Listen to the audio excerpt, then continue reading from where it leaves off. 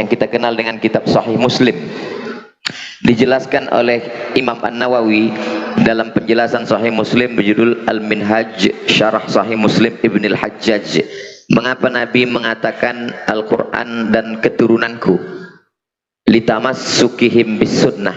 Karena di akhir zaman nanti yang paling kuat berpegang teguh dengan sunnah ini adalah ahli baitin Nabi Muhammad sallallahu alaihi wasallam. Jadi kalau kita sudah punya pegangan, abdu 'alaiha bin nawajiz, gigitlah pakai gigi geraham. Karena di akhir zaman airnya amat sangat kencang, ombaknya sangat deras, karangnya tajam. Kalau kita tidak naik ke atas perahu yang kokoh, kita akan terombang-ambing, terpecah, terbingungkan. Allah SWT mengumpamakan iman ini kasyajaratin thayyibah, seperti pohon kayu yang kokoh.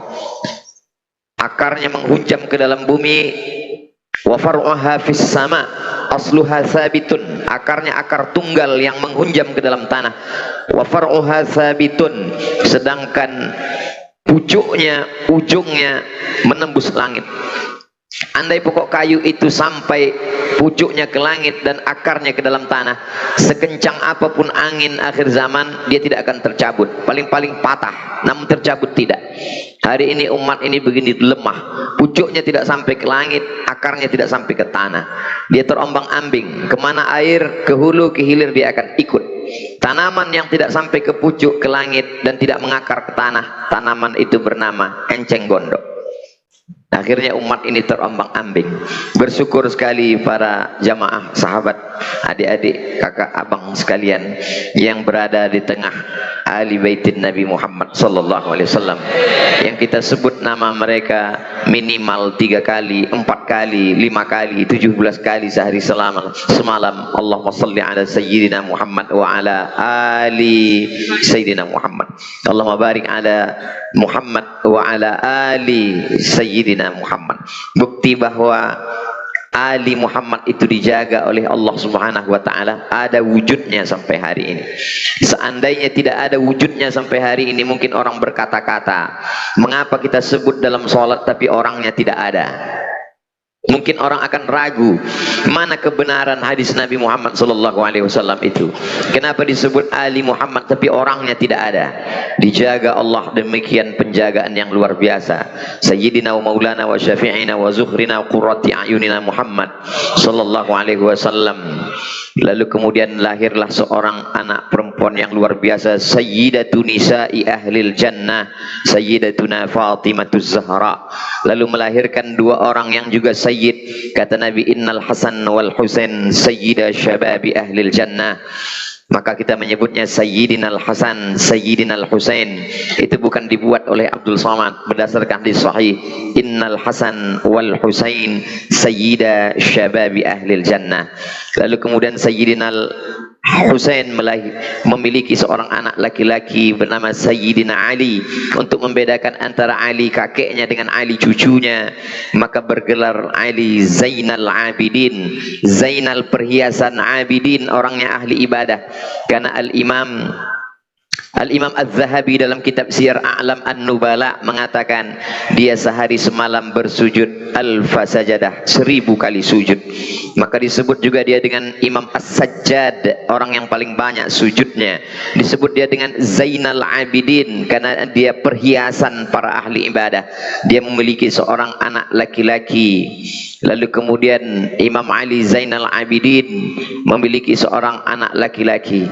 Imam Ali Zainal Abidin dari Sayyidina Muhammad SAW turun kepada Sayyidatuna Fatimah. Dari Sayyidatuna Fatimah turun kepada Sayyidina Al-Husain. Dari Sayyidina Al-Husain turun kepada Sayyidina Ali Zainal Abidin, turun kepada Sayyidina Muhammad Al-Baqir, turun kepada Sayyidina Ja'far Sadiq, turun kepada Sayyidina Ali Al-Uraidi, turun kepada Sayyidina Muhammad An-Naqib, turun kepada Sayyidina Isa, turun kepada Sayyidina Ahmad bin Isa. Disebut dengan Al-Muhajir karena dia hijrah berpindah ke negeri yang pernah didoakan oleh Sayyidina Muhammad SAW. Allahumma barik lana fi yamanina, berikan berkah kepada negeri Yaman. Tempat itu dipilihkan oleh Allah melalui lisan Nabi Muhammad sallallahu alaihi wasallam. Lalu kemudian dari keturunan-keturunan inilah lahir ulama yang ilmunya sampai ke atap itu bahasa Arabnya saqaf. Orang yang ilmunya sampai ke atap disebut dengan saqaf.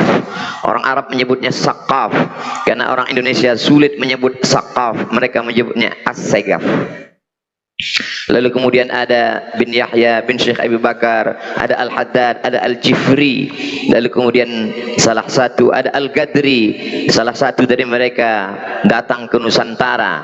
Mereka datang ke Nusantara untuk menyebarkan dakwah Islam yang luar biasa.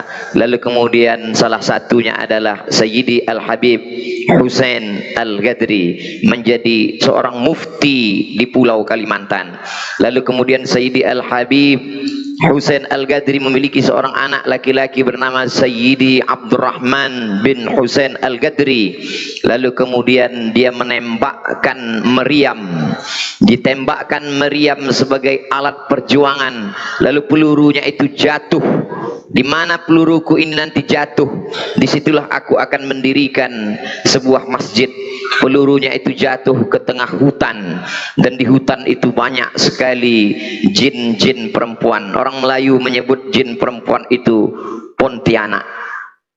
Di sini disebut dengan kuntilanak. Lalu kemudian di kota itulah didirikan semua masjid yang sampai hari ini besar berdiri, dan orang Pontianak itu ada di sini, Ustadz Luqmanul Hakim. Betapa mereka tidak hanya sekedar berdakwah, tapi mereka menegakkan syariat. Mereka mendapatkan kedua-duanya seperti diajarkan oleh kakek mereka dalam doa, Rabbana atina fid dunya hasanah wa fil akhirati hasanah. Fid dunya hasanahnya mereka mendirikan kerajaan. Itulah dia Kesultanan Islam Al-Gadriyah, Al-Qadriyah. Lalu kemudian istananya tegak sampai hari ini berdiri di tepi sungai Kapuas di Pontianak. Lalu di samping itu ada masjid, masjid yang amat sangat megah, kebanggaan bagi orang Melayu. Dalam satu hembusan nafas mereka berkata, kami punya masjid, tapi kami juga punya kerajaan, punya kesultanan. Dan sultan terakhir, Sultan Abdul Hamid, menyerahkan kesultanan itu kepada Presiden Insinyur Soekarno sebagai bukti kecintaan mereka kepada negara kesatuan Republik Indonesia. Para habaib, para zuriat Rasulullah SAW datang ke Nusantara, mengajarkan kepada orang Melayu yang sebelumnya menyembah pokok kayu, menyembah batu, menyembah hantu, menyembah la ilaha illallah Muhammad Rasulullah SAW.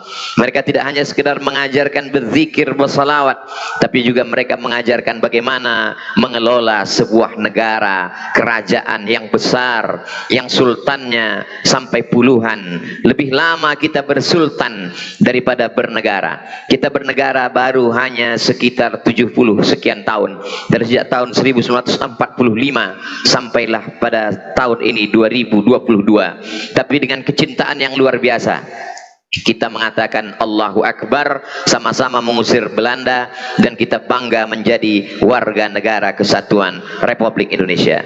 Salah satu dari zuriat keturunan Rasulullah SAW bernama Sayyidi Al-Habib Uthman Shahabuddin dari Fambanahsan. Lalu kemudian beliau datang ke Pulau Sumatera, tepatnya di Riau. Saat itu Riau belum lagi bergabung dengan negara kesatuan Republik Indonesia. Berdiri kesultanannya pada tahun 1723 Hijrah, 1723 Masehi. Hari ini kita 2022. Begitu lamanya, 300 tahun yang lalu. Lalu kemudian ada salah seorang Raja Melayu memiliki seorang anak perempuan, Tengku Embung namanya. Orang Melayu di Pulau Sumatera sangat cinta dan sayang kepada zuriat Nabi Muhammad SAW. Mereka tidak hanya memberikan hatinya, memberikan imannya, anak gadisnya dia berikan. Maka menikahlah Tengku Embung dengan keturunan Rasulullah SAW. Sejak itulah raja-raja Melayu di kampung halaman kami, di pangkal namanya bergelar Syarif. Syarif di pangkal namanya adalah kehormatan.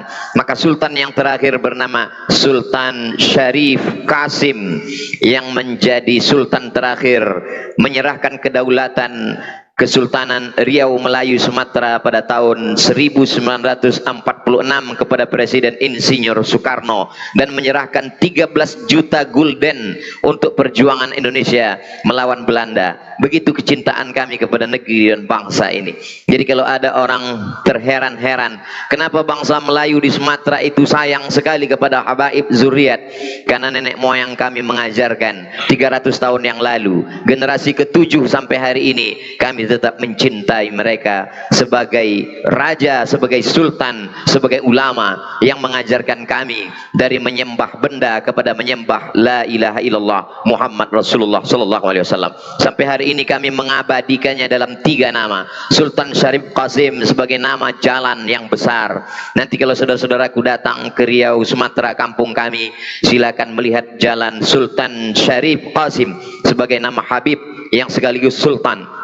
Lalu kemudian Sultan Syarif Qasim diabadikan sebagai nama airport Sultan Syarif Qasim. Sultan Syarif Qasim juga diabadikan sebagai nama universitas Islam Negeri Sultan Syarif Qasim. Dalam satu hembusan nafas kami adalah Melayu, dalam satu hembusan nafas kami adalah pencinta zuriat Rasulullah, dalam hembusan nafas kami adalah orang yang amat sangat cinta kepada negara kesatuan Republik Indonesia. Lalu kemudian sampai hari ini ketika ada hadis yang mengatakan, bukankah Nabi mengatakan kamu berpegang kepada 2, kitab Allah wa sunnati? Betul. Hadis yang mengatakan berpeganglah kepada Al-Quran dan sunnahku. Hadis itu disebutkan dalam kitab Mustadrak Al-Hakim karya Imam Al-Hakim, disebutkan juga dalam kitab Muwatta Imam Malik. Apa kata Imam Malik bin Anas? Katabtu allaftu wada'tu kitabi hadza ala 70 min fuqaha'il Madinah. Kitab yang kutulis ini sudah aku presentasikan, aradtu ala 70 min fuqaha'il Madinah. Sudah aku presentasikan kepada 70 orang ahli fikih Madinah. Kulluhum wata'uni fasammaituhu muwatta'a. Semuanya setuju kitab ini isinya, maka kunamakan dia dengan kitab Muwatta. Hadis yang menyebut bahwa Nabi mengatakan berpeganglah kepada Al-Quran dan Sunnah ada dalam kitab Muwatta, ada juga dalam kitab Mustadrak Al-Hakim. Tapi ulama sepakat bahwa kedua hadis itu dhaif. Hadis dhaif tidak masalah, kata Imam Jalaluddin Abdurrahman As-Suyuti dalam kitab Tadribur Rawi Syarah Taqrib An-Nawawi. Hadis dhaif tidak masalah kalau dia cukup 5 syarat. Hadis dhaif bukan masalah akidah. Hadis dhaif bukan masalah hukum halal haram. Hadis dhaif tidak ada riwayatnya yang palsu, pendusta, pembohong. Hadis dhaif bukan sebagai dasar. Hadis dhaif hanya sekedar fadail amal. Tidak ada kontradiktif antara hadis yang mengatakan berpeganglah kepada Quran dan Sunnah. Hadis satu lagi mengatakan berpeganglah kepada Quran dan zuriatku para habaib. Al-Quran tidak menyebutkan salat zuhur 4 rakaat sir. Al-Quran tidak menyebutkan salat maghrib 2 rakaat jahar 1 rakaat sir. Al-Quran tidak menyebutkan salat subuh 2 rakaat. Al-Quran hanya menyebutkan aqimis salata liduluki syamsi ila ghasaqil laili wa Quran al-fajri. Inna Quran al-fajri kana mashhuda. Dari mana kita tahu bahwa salat itu ada ruku, ada sujud, ada i'tidal, ada salam, ada kunutnya? Berdasarkan hadis Nabi. Tapi hadis itu tulisan di kertas. Hadis itu tidak bergerak, hadis itu tidak nampak wujud dalam bentuk audio visual nyata. Lalu kenapa kita mesti mengikut zuriat Rasulullah sallallahu alaihi wasallam? Karena hadis menjelaskan secara kisah cerita, sedangkan bukti nyatanya adalah gerakan para habaib. Oleh sebab itu tidak ada kontradiktif antara kedua hadis ini. Kedua hadis ini saling melengkapi. Berpegang kamu dengan Quran, penjelasan Al-Quran, lihatlah pada gerak-gerik para habaib. Dari mulai ujung rambutnya sampai ke ujung kakinya. Ujung rambutnya ditutup dengan qalan suah. Setelah qalan suah mereka memakai imamah. Berdasarkan i'tamma Rasulullah sallallahu alaihi wasallam. Rasulullah memakai imamah ketika beliau memasuki kota Makkah. Nabi memasangkan imamah kepada Sayyidina Ali karramallahu wajhah. Imamah adalah sunnah Rasulullah sallallahu alaihi wasallam. Mengapa jubah mereka 2 lapis, satu di dalam putih, di luar lagi ada 2? Karena memang Nabi sallallahu alaihi wasallam memakai burdah. Nabi memakai imamah, Nabi memakai burdah, dan Nabi sallallahu alaihi wasallam memakai asa, memakai tongkat, bahkan sampai kepada cincin at-takhattum bil yamin. Imam Muslim membuat satu bab khusus dalam Sahih Muslim tentang memakai cincin. Bagaimana mungkin orang berwudu melaksanakan sunnah menggerakkan cincin kalau dia tidak memakainya. Bersiwak, laula an asyqa ala ummati la amartuhum bisiwak inda kulli salah. Kalau tidak memberatkan bagi umatku, ku perintahkan mereka bersiwak untuk setiap salat. Maka segala gerak mereka adalah sunnah Rasulullah sallallahu alaihi wasallam. Berpegang mereka, kita semuanya kepada sunnah yang bergerak, berpegang juga kepada sunnah dalam kitab Sahih Al-Bukhari, dalam kitab Sahih Muslim, dalam kitab Sunan Abi Dawud, dalam kitab Sunan Nasai, dalam kitab Sunan At-Tirmidzi, dalam kitab Sunan Ibnu Majah, dalam kitab Muwatta Malik, dalam kitab Musnad Ahmad bin Ambal, dalam kitab Sunan Ad-Darimi. 9 kitab Ahlus Sunnah yang dinyatakan paling tinggi tingkat kesahihan hadis-hadisnya. Di samping ada Musnad Tayalisi, ada Musannaf Ibni Abi Syaibah. Maka sesungguhnya semua itu adalah berpegang kepada sunnah-sunnah Rasulullah sallallahu alaihi wasallam. Tapi akhir zaman ini label ahli sunnah ini mulai diperebut-rebutkan. Berapa banyak sunnah-sunnah yang kita lakukan dituduh sebagai bid'ah, lalu orang berpegang kamilah sebenarnya yang sunnah. Seketika saking banyaknya benda yang palsu dan orang memakai yang asli sedikit, maka orang yang memakai asli pun bingung siapa sebenarnya yang asli, siapa sebenarnya yang palsu. Saking banyaknya orang yang batil, orang betul diam, akhirnya yang betul merasa batil, yang batil merasa betul. Gara-gara orang betul tidak bicara tentang yang benar, orang batil selalu menunjukkan kamilah ahlus sunnah, kamilah ahlus sunnah, kamu semuanya lah ahlul bid'ah. InsyaAllah kita meyakini bahwa kita lah ahlus sunnah wal jamaah. Apakah kita ahlus sunnah wal jamaah? Dari bunyinya ragu. Kita adalah ahlus sunnah wal jamaah. Kamu tadi pergi kemana? Saya ke masjid. Habis sholat kamu ngapain? Kami baca Quran. Apa yang kamu baca? Kami baca Yasin. Baca Yasin itu bid'ah. Ketika kalimat itu didengar pertama kali, maka mungkin orang akan marah. Kami sudah melakukan tradisi ini bertahun-tahun dari kakek nenek moyang kami, tidak mungkin ini bid'ah. Tapi kemudian pulang ke rumah tonton TV, TV mengatakan bid'ah. Buka handphone, handphone mengatakan bid'ah. Putar radio, radio mengatakan bid'ah. Lama-lama kita pun merasa kalau begitu memang ini bid'ah. Orang yang tidak punya pegangan yang kuat, dia akan terombang-ambing di akhir zaman. Maka teruslah istiqomah dalam perbuatan, dalam pendengaran, dalam kajian. Karena orang yang punya pegangan yang kuat, dia tidak akan lepas dari pegangan itu. Nabi tidak mengatakan pegang dengan kedua tanganmu, tapi abdu 'alaiha bin nawajid, gigitlah pakai gigi geraham. Hari ini begitu ulama-ulama kita dulu mengaji puluhan tahun, berawal dari membaca kitab Matan Al-Ajurrumiyah, lalu kemudian naik ke Kawakib Durriyah, naik kepada Imriti, naik kepada Alfiyah Ibni Malik, dibaca syarahnya, syarah Ibni Aqil. Lalu setelah itu barulah dia membuka kitab-kitab fikih di awali yang paling kecil sekali Matan Takrib. Setelah itu naik kepada Fathul Qarib, naik kepada yang agak besar sedikit I'anah, naik kepada yang besar Al-Mahalli, naik kepada Al-Majmu' Syarah Muhadzab. Puluhan tahun mereka bertalaqi, membaca kitab itu kepada para masyayikh, kepada para guru. Setelah itu barulah mereka mampu berbicara. Hari ini orang hanya mengikuti tanpa bersanad, tanpa berguru. Kalau ditanya di mana kamu mendengar ini, qala Google wa qala YouTube. Hanya dengan 5 jurus menyalahkan orang lain. Kalau tidak dilaksanakan Nabi bid'ah. Kalau tidak dilakukan Nabi bid'ah. Kalau 5 ini dipakai untuk menjadi standar keilmuan, banyak sekali orang-orang soleh, orang-orang salaf yang masuk neraka hanya gara 5 kaedah. Kaedah 5 jari. Kalau tidak dilakukan Nabi bid'ah. Pertama, ada seorang sahabat Nabi. Disebutkan dalam kitab Imam Az-Zahabi, Syiar A'lam An-Nubala. Sebelum tidur dia berzikir alfa uqdah, 2000 simpul tali alfa uqdah. Dia ambil tali, dia simpul sebanyak 2000. Sebelum tidur dia bertasbih sebanyak 2000 simpul. Subhanallah, subhanallah, subhanallah, subhanallah. Barulah dia tertidur. Dia adalah Sayyidina Abu Hurairah radhiyallahu anhu. Seandainya dipakai 5 kaedah, kalau tidak dilakukan Nabi bid'ah, kullu bid'atin dhalalah wa kullu dhalalatin finnar. Maka orang pertama yang masuk neraka gara-gara kaidah ini adalah Abu Hurairah, orang yang paling banyak meriwayatkan hadis Rasulullah SAW. Silakan cari hadis dalam kutubus sittah, kutubus tis'ah,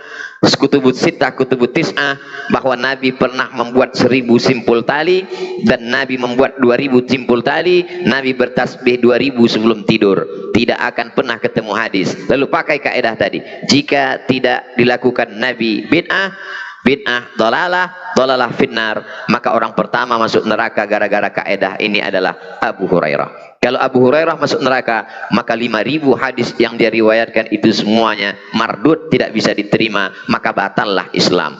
Teori ini adalah teori biliar, mohon maaf, tak layak disebutkan, permainan yang mungkin laga sia-sia, tapi yang ditembak satu bola, sebenarnya yang ingin dimasukkan adalah bola lain. Yang ditembak adalah dengan 5 kaidah, sebenarnya ingin menjatuhkan periwayat hadis. Kalau hadisnya jatuh, maka orang tidak lagi bisa memahami Al-Quran. Itulah mengapa kata Nabi, la tasubbu ashabi, jangan kamu caci maki sahabat-sahabatku. Lau anfaqa minkum ahadun, seandainya di antara kamu ada yang mampu bersedekah mithla Uhudin zahaban, emas sebesar bukit Uhud, tidak sampai setengah tapak tangan Sayyidina Abu Bakrin As-Siddiq radhiyallahu anhu. Yang kedua, ada seorang imam mazhab yang luar biasa, namanya Imam Ahmad bin Hambal, dikenal dengan Imam Hambali, meninggal pada tahun 241 Hijrah di Baghdad. Imam Ahmad bin Hambal disebutkan dalam biografi, da'autu lisyafi'i fi salati arba'ina sanah, saya mendoakan Imam Syafi'i dalam salat saya 40 tahun. Bukan di luar salat, bukan setelah salat, bukan sebelum salat. Da'autu lisyafi'i fi salati, aku mendoakan Imam Syafi'i dalam salatku arba'ina sanah, 40 tahun. Apa doanya? Rabbighfirli wali walidayya wali Muhammad bin Idris Asy-Syafi'i. Ya Allah, ampunkan aku, ampunkan kedua orang tuaku, ampunkan Imam Muhammad bin Idris Asy-Syafi'i. Apakah pernah Nabi Muhammad SAW membacakan doa ini dalam sholatnya? Tidak pernah. Maka kalau dipakai kaidah tadi, jika tidak dilakukan Nabi bid'ah, maka orang kedua masuk neraka gara-gara kaidah ini adalah satu di antara imam 4 mazhab. Dia adalah Imam Ahmad bin Hambal, masuk neraka gara-gara kaidah 5 jari. Yang kedua masuk neraka, bagi adik-adik yang mencatat, boleh dibuat judul pengajian malam ini, beberapa orang masuk neraka gara-gara kaidah 5 jari. Imam Ibnu Taimiyah, kalau dia selesai sholat subuh, dalam kitab manaqibnya dikatakan yang diikuti oleh muridnya kemanapun dia pergi, selesai sholat subuh, dia tidak keluar dari masjid, dia mendongakkan kepalanya melihat ke atas, lalu dia membaca Al-Fatihah. Bismillahirrahmanirrahim, alhamdulillahirabbil alamin, arrahmanirrahim, maliki yaumiddin, iyyaka na'budu wa iyyaka nasta'in, ihdinas siratal mustaqim, siratal ladzina an'amta 'alaihim ghairil maghdubi 'alaihim waladdallin, amin, sampai terbit matahari. Tidak pernah dilakukan Nabi. Setiap selesai sholat subuh, dia memandang ke atas langit, membaca Al-Fatihah sampai terbit matahari. Pakai kaidah, kalau tidak dilakukan Nabi bid'ah, berarti Ibnu Taimiyah masuk neraka, karena dia tidak pernah dia melakukan perbuatan yang tak pernah dilakukan Nabi Muhammad sallallahu alaihi wasallam. 4. Ada seorang perempuan, adik-adik yang bisa mengingat tolong diingat, mungkin ini akan masuk dalam UAS, ujian akhir semester. Ada seorang perempuan namanya Asma, dia mengambil qirbah. Qirbah adalah tempat air minum yang terbuat dari kulit kambing. Lalu kemudian dia mengambil qirbah itu, dia simpan. Kenapa dia simpan? Karena bibir qirbah itu pernah dipakai untuk minum Nabi Muhammad sallallahu alaihi wasallam. Setiap kali dia akan minum, dia tuangkan, dia minum. Dan setiap kali anaknya sakit, maka dia ambil air, dia tuangkan, dia minumkan ke anaknya untuk mengambil barokah. Nabi tidak pernah mengajarkan itu. Carilah ayat Quran, hai orang-orang beriman, ambillah tempat minum Nabi. Tak ada. Tidak ada hadis menyebutkan, hai sahabat, ambillah tempat air minumku. Tak ada. Maka pakai 5 kaidah. Kalau tidak dilakukan Nabi bid'ah, maka Asma binti Abu Bakar masuk neraka karena mengambil tempat air minum Nabi dan menuangkan air, meminumkan kepada anaknya, littabarruk, untuk mengambil barokah. Berikutnya yang kelima, Suatu ketika Khalid ibn Walid kehilangan topinya. Mana topiku, kata Khalid bin Walid. Sahabat-sahabat Khalid bin Walid mengatakan, kenapa kamu kebingungan mencari topi? Banyak berjualan topi di pasar. Cari saja topi yang ada di pasar. Kata Khalid bin Walid, bukan masalah topinya, tapi di dalam topi itu ada rambut Nabi Muhammad sallallahu alaihi wasallam. Ternyata Khalid bin Walid kemana-mana dia pakai topi, dan di dalam topi itu tersimpan rambut Sayyidina Maulana Muhammad sallallahu alaihi wasallam. Dia sudah melakukan perbuatan yang tidak pernah disuruh diperintahkan Nabi Muhammad sallallahu alaihi wasallam. Berarti Khalid bin Walid orang yang kelima masuk neraka gara-gara kaidah ini. Berikutnya yang keenam, ketika datang seseorang bertanya, kenapa di Saudi Arabia itu ada doa khatam Quran? Kita setiap selesai khatam Quran membaca doa khatam Quran, tapi bukan di dalam sholat. Kita membaca doa khatam Quran di luar sholat. Selesai membaca Quran, kita punya tradisi membaca dari surat Ad-Duha. La ilaha illallah wallahu akbar. Bismillahirrahmanirrahim. Wad-duha wal-laili idza saja. Kenapa bertakbir sebelum membaca Ad-Duha? Karena sampai-sampai istri Abu Lahab mengejek Nabi Muhammad sallallahu alaihi wasallam. Qad tarakaka syaitanuk, setanmu sudah meninggalkanmu ya Muhammad sallallahu alaihi wasallam.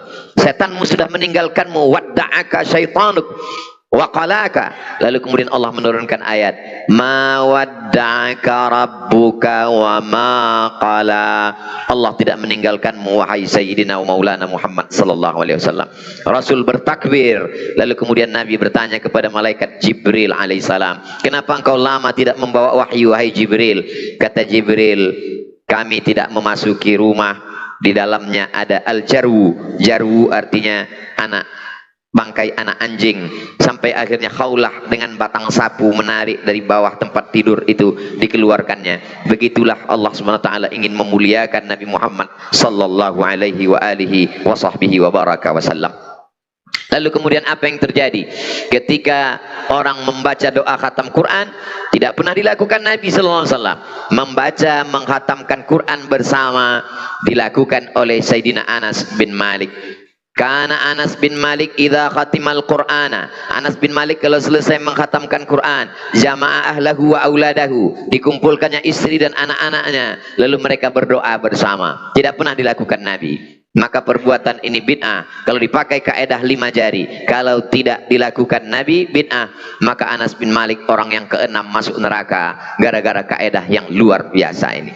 Ini Ustaz Somad ngomongnya sampai jam berapa? Ada tertulis 19.31. Kifayah sih.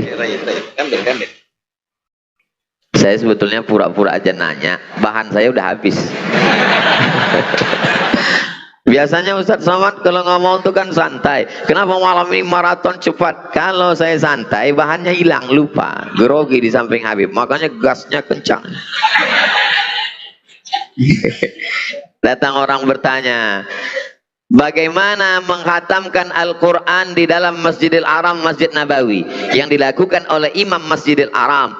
Setiap bulan Ramadan Imam membaca Al-Quran 1 malam 1 juz, ditambah dengan tahajud malam 27. Imam membaca doa khatam Quran di dalam salat tarawih. Tidak ada satu hadis pun yang menyatakan Nabi melakukan, Nabi menyuruh, Nabi memperbuat. Maka perbuatan itu bid'ah. Kalau tidak dilakukan Nabi bid'ah, maka Imam Masjidil Haram dan Imam Masjid Nabawi masuk neraka. Berarti mereka urutan yang ke-7 dan ke-8 masuk neraka karena tidak dilakukan Nabi Muhammad sallallahu alaihi wasallam. Yang ke-9, ketika datang orang bertanya, wahai Syekh, ini ada keluarga saya kerasukan setan, bagaimana cara mengobatinya? Lalu kata Syekh Ibnu Baz, ambillah daun sidir, daun bidara ambil, lalu hancurkan, lumatkan dengan batu, masukkan ke dalam air, bacakan Al-Fatihah, bacakan Qul Huwallah, bacakan Qul A'udzu bil Falaq, bacakan Qul A'udzu birabbin Nas, bacakan pangkal Al-Baqarah, bacakan ayat kursi, bacakan akhir Al-Baqarah. Setelah itu mandikanlah.